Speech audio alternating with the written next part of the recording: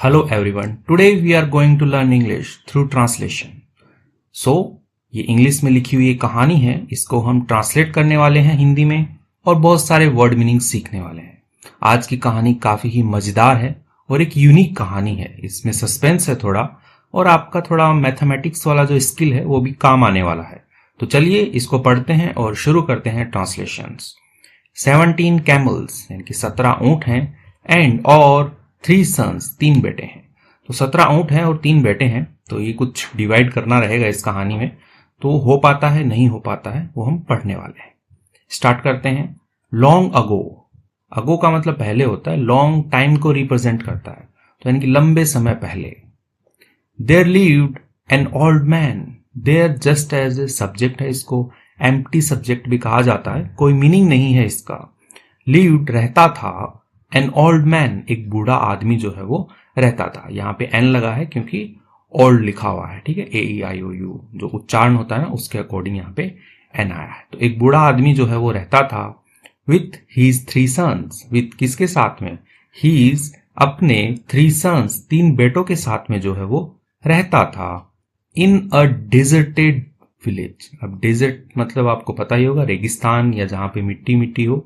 तो उसी से ही डेजर्टेड बना है। वीराना जिसको कहते हैं, वीरान यानी कि एक ऐसा सुनसान वाला सा, तो वीराना कोई विलेज है, ऐसा सुनसान कोई गांव है, उसमें वो रहता था। Located in the vicinity of a desert, locate का मतलब होता है कि स्थित होना, तो वो कहां पे स्थित था, in the vicinity, desert, vicinity का मतलब होता है आसपास, ऑफ अ डेजर्ट यानी कि एक ऐसे ही रेगिस्तान है, उसके आसपास कोई एक पुराना सा वीराना गांव है, उसके अंदर एक बूढ़ा आदमी जो है वो रहता था। ही हैड 17 कैमल्स, उसके पास क्या थे, 17 यानी कि 17 कैमल्स यानी कि ऊंट थे उसके पास में। एंड और they were the main source of his income, और वो जो ऊंट है वो क्या थे, द मेन सोर्स यानी कि मुख्य जो स्रोत है, ऑफ किसका, हिज इनकम यानी कि उसकी जो आमदनी है, डे टू डे लाइफ में वो जो भी कमा रहा है, जो भी इनकम है, उसके जो क्या है, मेन स्रोत है यानी कि मुख्य जो है स्रोत है, यानी कि वहीं से उसकी इनकम जो है वो आती है। ही यूज टू का उपयोग होता है वो किया करता था, यानी कि वो कुछ ऐसा काम जो वो हमेशा कर रहा हो, पास्ट में कर रहा हो, तो इसलिए use to. He use to rent out, वो क्या करता था, किराए पे देता था, ठीक है, रेंट का मतलब किराया होता है, आपने देखा होगा कि ये रूम रेंट के लिए है ऐसे, तो वैसे ही रेंट आउट वो किराए पे देता था।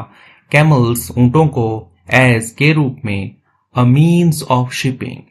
मीन्स, ठीक है, मीन्स का मतलब जरिया होता है, ठीक है, एज ए वर्ब यूज करे तो, और नाउन यूज करते हैं तो इसका मतलब होता है साधन, तो वो किसके रूप में देता था, साधन के रूप में, ऑफ शिपिंग, ठीक है, शिप का मतलब जहाज होता है और शिप का मतलब होता है एक जगह से दूसरी जगह पे सामान को जो ढोना होता है उसको भी शिप कहते हैं। तो शिपिंग के लिए देता था, ढोने के लिए देता था, एक साधन बना के, इन द डेजर्ट यानी कि जो मरुस्थल था, रेगिस्तान था, उसमें जो है वो ऐसे ढोने का काम करने के लिए देता था, कि सामान ढोने के लिए। वन डे, एक दिन, ही पास्ट अवे,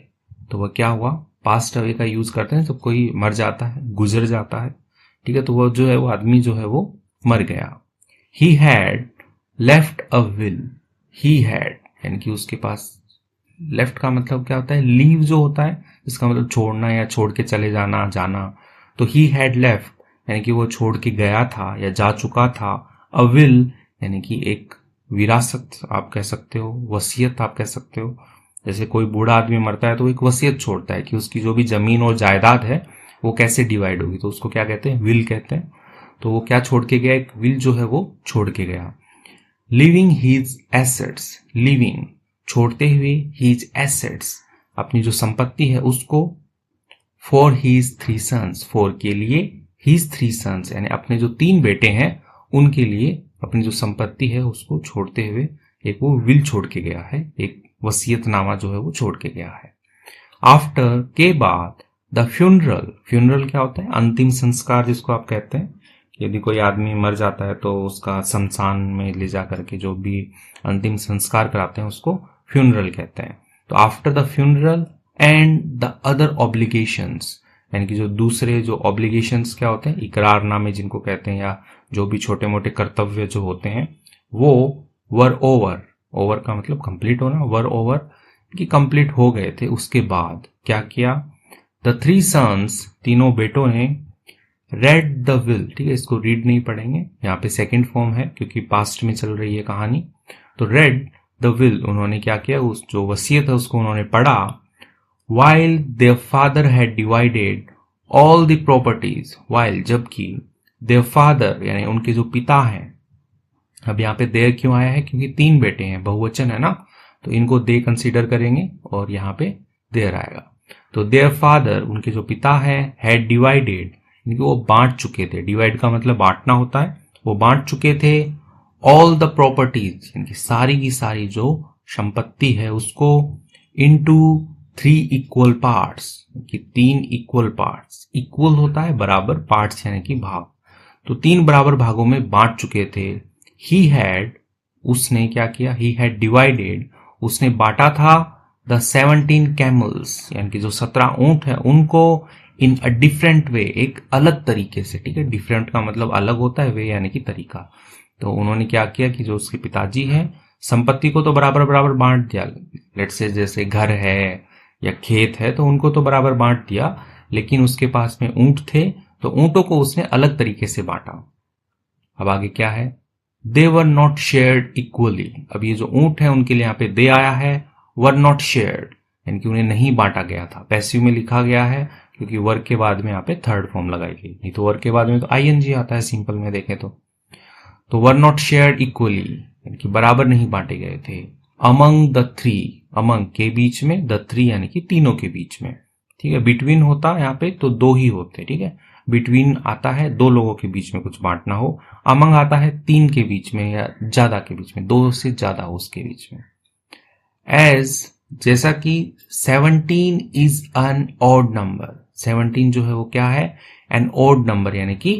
विषम संख्या है। जैसे सम संख्या क्या होती है, जिसमें 2 का भाग चला जाए, विषम संख्या जिसमें 2 का भाग ना जाए, तो वैसे ही है, एक विषम संख्या है। एंड, और अ प्राइम नंबर, एक अभाज्य संख्या भी ये है, अभाज्य अंक या अभाज्य संख्या जिसको आप कहते हैं, कि जो 17 है उसमें किसी का भी भाग नहीं जाता है, या तो 1 का जाएगा या 17 का जाएगा। इसके अलावा ये जो 17 है, 17 है, इसमें किसी भी चीज का भाग नहीं जाता, उसको अभाज्य संख्या कहते हैं, ठीक है। तो ऐसे होती है ना कि 1, 3, 5, ये सारी सारी क्या है, अभाज्य संख्याएं हैं। तो ऐसे 7 और इसमें 13 हो गया और 17 हो गया,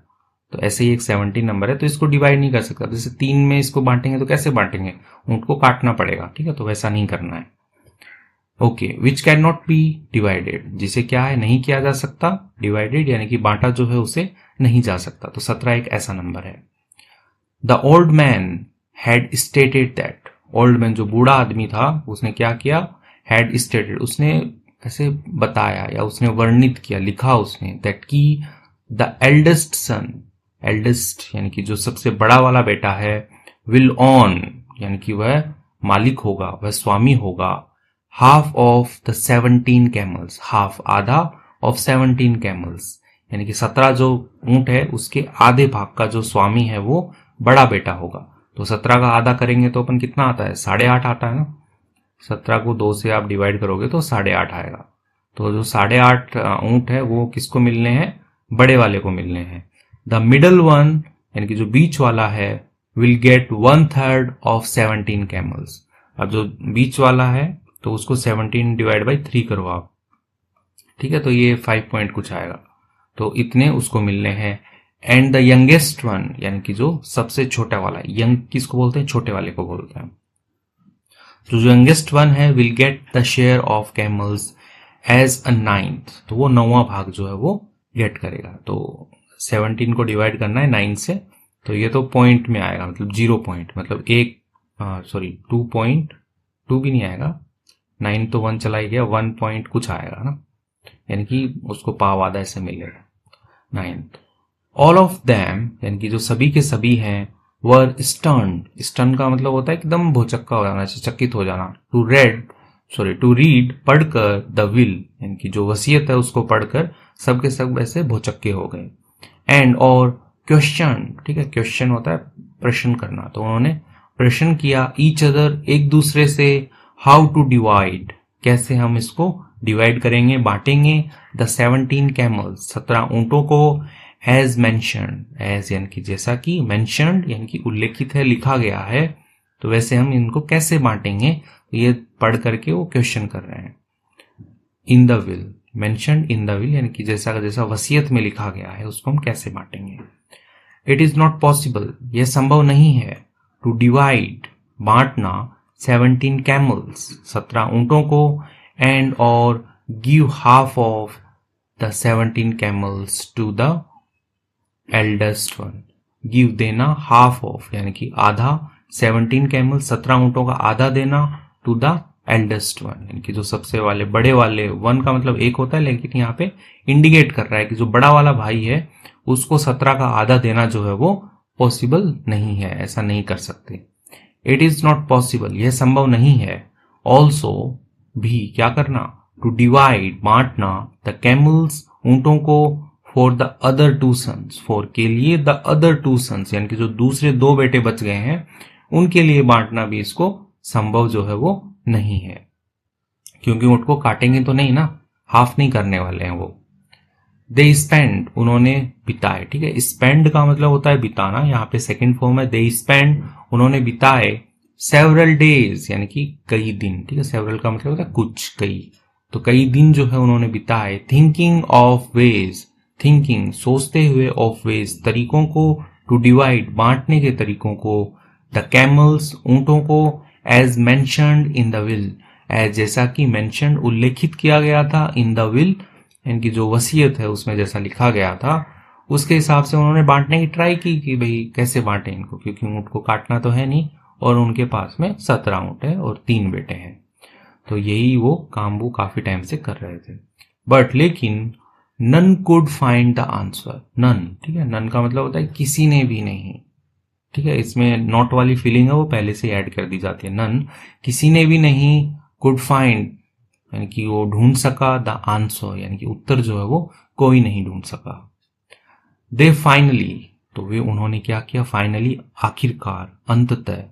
टुक द इशू, टुक, ठीक है, टेक मतलब लेना होता है या लेके जाना, टुक ले गए, द इशू यानी कि ये जो समस्या है, इशू जो है इसको, टू द वाइज मैन, किसके पास में, वाइज होता है चतुर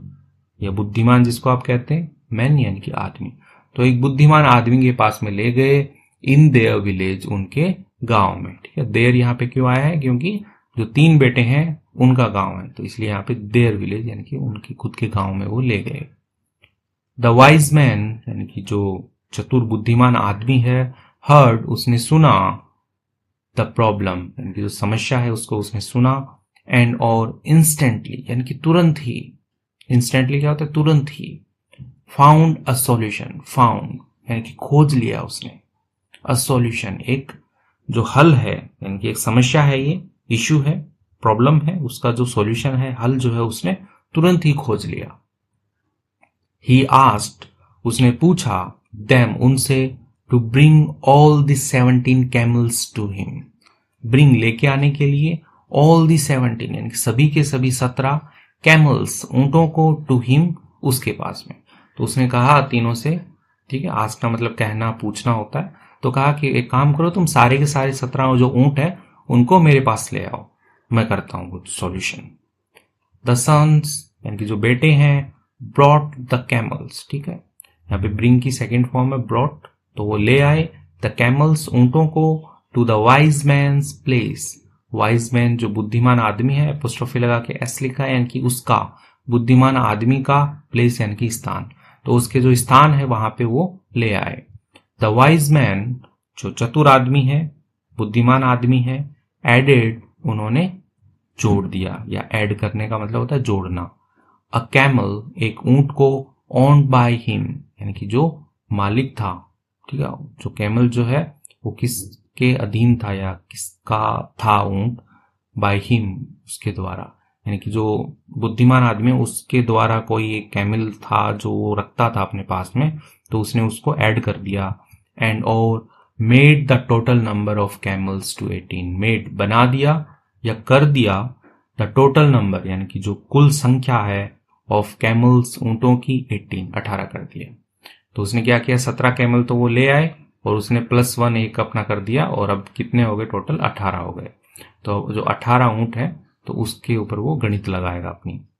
नाउ अब ही आस्क्ड उसने पूछा या उसने कहा द फर्स्ट सन पहले बेटे से टू रीड पढ़ने के लिए द विल यानी कि वसीयत जो है वो पढ़ने के लिए उसने पहले बेटे से कहा कि बेटा पढ़ो अब आप। As per the will, as per the will यानी कि जो वसीयत है एज पर होता है के अनुसार, तो वसीयत के अनुसार द एल्डेस्ट सन यानी कि जो बड़ा वाला जो बेटा है गॉट हाफ आधे द कैमल्स यानी कि ऊंटों का आधा भाग है वो बड़ा बेटा प्राप्त करेगा, गॉट करेगा। ठीक है, तो which now counted to 18 divide by 2 equal to 9 camels. Which जो या जैसे कि नाउ काउंटेड यानी कि जिसे अब कैसे किया, काउंटेड होता है गिनना, ठीक है, गिना गया। काउंट मतलब गिनना होता है, कहते हैं ना कि काउंट करो कितने लोग आए हैं, वैसे ही काउंटेड गिना गया to 18 divide by 2 equal to 9 यानी कि 18 में 2 का भाग दिया तो 9 आ गए, तो 9 कैमल्स जो है ऊंट जो है वो गिने गए उसके। The eldest one got 9 camels as he share, जो बड़ा वाला बेटा है गॉट उसने प्राप्त किए 9 ऊंटों को प्राप्त किया एज के रूप में हीज शेयर, शेयर होता है भाग, तो अपने भाग के रूप में उसने 9 ऊंट जो है वो प्राप्त कर लिए। द रिमेनिंग कैमल्स वर 9, अब बचे हुए जो ऊंट थे वो कितने थे, 9 थे। ठीक है, रिमेनिंग मतलब होता है बचा हुआ होना। ठीक है, तो the remaining camels were 9। The wise man asked, जो बूढ़ा आदमी है या बुद्धिमान जो आदमी है उसने क्या किया, कहा उसने द सेकेंड सन दूसरे बेटे से उसने कहा टू रीड पढ़ने के लिए द विल यानी कि जो वसीयत है वो पढ़ने के लिए कहा कि दूसरे नंबर वाला जो वो क्या बोलता है, ही वॉज असाइन। ठीक है, यहाँ पे पैसिव में लिखा गया, असाइन का मतलब होता है कि इसको दिया गया हो या इसको सौंपा गया हो। ही वॉज असाइंड उसे सौंपा गया था 1/3 यानी कि 1/3 जो है वो सौंपा गया था ऑफ द टोटल कैमल्स यानी कि सारे के सारे जो ऊंट है उनका 1/3 भाग लेगा, मतलब तीसरा हिस्सा जो है उसको मिलेगा। It came to 18 divide by 3 equal to 6 camels. It came, ठीक है, वो आया। ठीक है, यानी कि जो गणित है वो सॉल्व किया तो क्या आया, 18 को 3 से भाग किया तो 6 कैमल्स जो है 6 ऊंट जो है वो आए। द सेकेंड सन यानी कि जो दूसरा बेटा है गॉट उसने प्राप्त किया 6 कैमल्स 6 ऊंटों को एज ही शेयर अपने भाग के रूप में, अपने हिस्से के रूप में जो है उसने प्राप्त किया share. Total number of camels यानी कि अब तक के टोटल नंबर यानी कि जो कुल संख्या है ऑफ कैमल्स ऊंटों की shared by the elder sons यानी कि जो बड़े भाई हैं, अब यहाँ पे दोनों भाई हैं इसलिए एल्डर सन क्या है क्योंकि एक मिडल वाला है और एक बड़ा वाला है, तो 2 भाई हैं, उनकी कितनी होगी 9 + 6 15 यानी कि 15 ऊंट जो है वो उनको मिल चुके हैं, अब तक बांटे जा चुके हैं वो। The third son read out, जो तीसरा बेटा है उसने रीड आउट, ठीक है, रीड आउट होता है थोड़ा ऐसे जोर से पढ़ना, तो उसने पढ़ी ही शेयर अपने हिस्से को ऑफ कैमल्स ऊंटों के, तो ऊंटों का जो उसका हिस्सा आ रहा था उसने पढ़ा 1/9 यानी कि 9वां भाग of the total number of camels यानी कि जो कुल ऊंट है उनका 9वां भाग जो है वो प्राप्त करेगा। तो 18 डिवाइड बाई 9 यानी कि 18 को 9 से भाग कर दो आप, क्योंकि 9वां हिस्सा उसको मिल रहा है तो इसका उत्तर आया 2। ठीक है, 2 आया, तो कैमल्स यानी कि 2 कैमल्स 2 ऊंट जो है वो उसको मिल गए। द यंगेस्ट वन यानी कि जो सबसे छोटा वाला है, 1 का मतलब 1 होता है लेकिन यहाँ पे भाई से इंडिकेट करेगा, छोटा वाला भाई है उसने क्या प्राप्त किया 2 कैमल्स 2 ऊंटों को उसने प्राप्त किया एज हीज शेयर यानी कि अपने हिस्से के रूप में उसको 2 ऊंट मिल गए। टोटली यानी कि कुल मिलाकर देयर वर 9 + 6 + 2 यानी कि there just as a subject है, वर थे, कितने थे, ये थे, इतने कैमल उन्होंने बांटे कि बड़े को, बीच वाले को और सबसे छोटे वाले को। कैमल्स शेयर्ड यानी बांटे गए बाय द ब्रदर्स भाइयों के द्वारा, विच काउंटेड टू 17 कैमल्स और जिसे बांटा गया जिसे गिना गया 17 कैमल्स 17 ऊंटों में गिना गया, तो 9 + 6 15 होते हैं, 15 + 2 17। ठीक है, तो 17 हो गए। नाउ अभी the 1 camel added by the wise man, तो अभी क्या 1 कैमल यानी कि 1 ऊंट जो है एडेड जोड़ा गया था बाय द वाइज मैन यानी कि बुद्धिमान आदमी के द्वारा, वॉज टेकन बैक, वॉज ले लिया गया, टेकन बैक यानी कि वापस ले लिया गया। द वाइज मैन सॉल्व्ड, जो बुद्धिमान आदमी है उसने हल कर दी दिस प्रॉब्लम, इस समस्या को स्मार्टली, यानी कि थोड़ी ऐसे बुद्धिमता थी, स्मार्टली अच्छे तरीके से, विथ हीज इंटेलिजेंस, अपनी जो बुद्धिमता है, इंटेलिजेंस किसको कहते हैं, बुद्धिमानी, बुद्धि या बुद्धिमता जिसको आप कहते हैं, तो उससे उसने सोल्व कर दी। तो उसने क्या किया, 17 कैमल बांट दिए और एक अपना जो उसने जोड़ा था उसको उसने वापस ले लिया। मोरल क्या है, every problem has a solution, हर समस्या जो है उसका क्या होता है, अ सॉल्यूशन, यानी कि एक समाधान जो है वो होता है, बस आपको थोड़ा सा अलग तरीके से सोचने की जरूरत है। तो यहाँ पे 17 थे, डिवाइड नहीं हो रहा था तो उसने 18 कर दिया अपना ऐड करके, और वसीयत के अनुसार जो है उसने डिवाइड कर दिए, और फिर अपना जो ऊंट है वो उसने वापस ले लिया। तो एक समस्या थी वो उसने सॉल्व कर दी, सभी भाइयों को वसीयत के अनुसार ऊंट जो है वो मिल गए।